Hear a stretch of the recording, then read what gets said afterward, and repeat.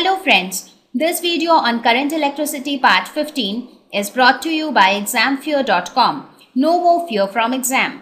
Please make sure that you have watched all the videos till part 14 before going ahead with this one. Now that we understood each and every term of Ohm's law, you remember Ohm's law, right? We started with Ohm's law and then we deviated ourselves to resistance. That's because the Ohm's law had this R. So now we studied all about resistance, and again resistance had something called resistivity. So we covered all that. So now it's time that we derive Ohm's law. So mathematically, we will try to derive Ohm's law now with the help of the expressions which we had derived earlier. So before we had seen that the drift velocity of electron is equal to minus E into capital E tau divided by m, where E is the charge on an electron, capital E is the electric field, tau is the average time between each collision, and m is the mass of electron. And also electric field E is equal to potential difference per unit length, because electric field is negative gradient of potential difference. Now using these two, we can write Vd is equal to E into V into tau divided by ml. We have just put the value of electric field E here. So this is the value of drift velocity. So from this we can write V is equal to drift velocity into m into L divided by E into tau. Right? Now from Ohm's law, we know that, not Ohm's law, from before our study between the relation between current and drift velocity, we know that I is equal to ANE into VD. So this implies that VD is equal to I divided by ANE. So now we will put this value of VD in this expression. So my expression will become, therefore this expression will become I divided by ANE into ML divided by E tau. So this becomes equal to ML divided by ANE square into tau into I. So now this entire term is nothing but resistance. If you look at this term, what is it? It is nothing but M divided by NE square tau into L by A into I, right? So what is this? This is nothing but rho, that is the specific resistance. So this is rho L by A. So this entire term is R. So this is equal to V is equal to R into I. Therefore the Ohm's law is proved. So this is how we derive or we reach at Ohm's law. So basically this entire lesson is based on Ohm's law. So you have to understand Ohm's law very clearly.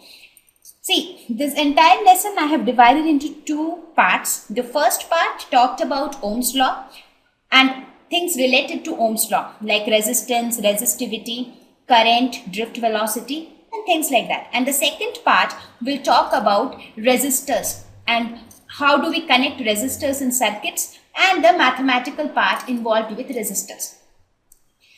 And in our next video, we will talk about electric circuits as a whole, where we will have combination of resistors, capacitors, batteries, and we will see how do we solve those circuits. So that circuit lesson will come in the next video. Okay. So as of now, this was your Ohm's law. So now we will look at the limitations of Ohm's law.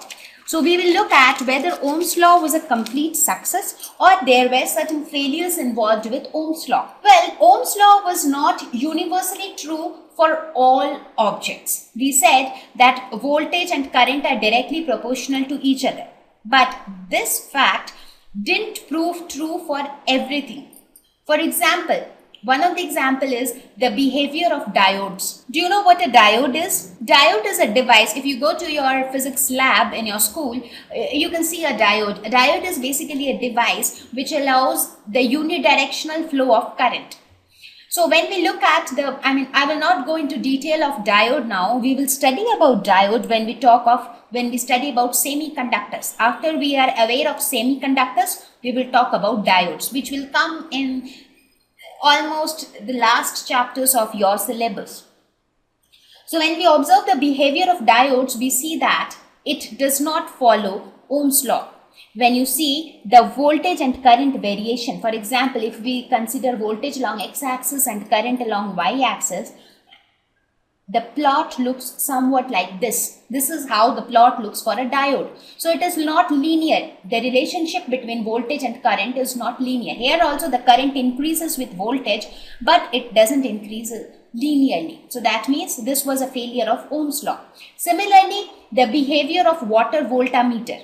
There we saw that if again we take voltage along x-axis and current along y-axis, the plot looked somewhat like this. That means the voltage increased with current, but the voltage started increasing only after certain amount of time. That means only after reaching a value of say V0, it started increasing. Before that, the voltage, the current did not increase with voltage. I mean, if you look at this portion, from this point to this point, voltage kept increasing, but there was no increase in current. So this is also a failure of Ohm's law. So there are many other scenarios where Ohm's law is not followed. So the conductors which do not follow Ohm's law, they are known as non-ohmic. So conductors which follow Ohm's law are called ohmic, and those who do not follow Ohm's law are called non-ohmic. But Ohm's law still is a very strong law which governs several phenomena around us. However, there were these limitations to it. Thank you. Please visit examfear.com to watch free educational videos, try free online tests, get the best quality study materials, study from the best tutors and mentors, and much more. Thank you once again.